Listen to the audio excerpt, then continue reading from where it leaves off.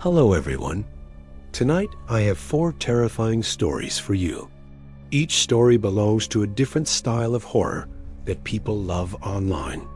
So turn off the lights, put on your headphones, and get ready if you dare. The emergency broadcast. It was just past midnight when the local TV channel suddenly cut out. Instead of the late-night movie, the screen turned black. And then a message appeared in white letters. Stay inside your homes. Do not look out the windows. Most viewers panicked.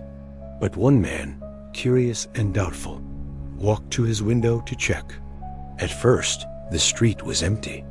Then, he saw a figure standing perfectly still.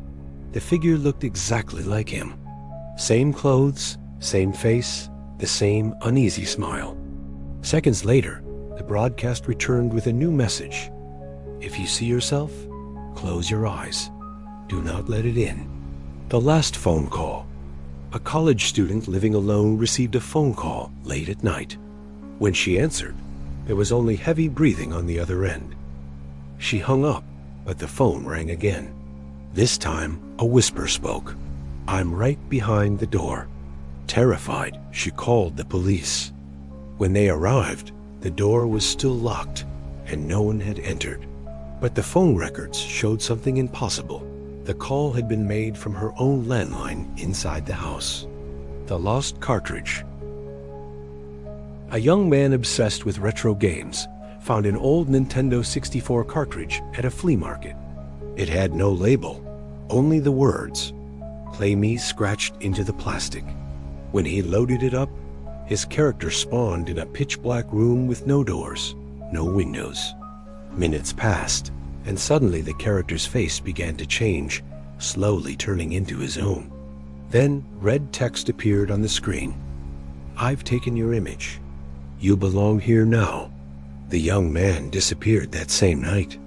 The cartridge was never found again. The smiling doll. A little girl received a gift.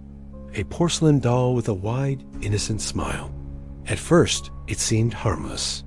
But each day, the smile looked different. In the morning, a normal smile. At night, a little wider. By the 3rd day, its mouth was open as if screaming, though no sound came out.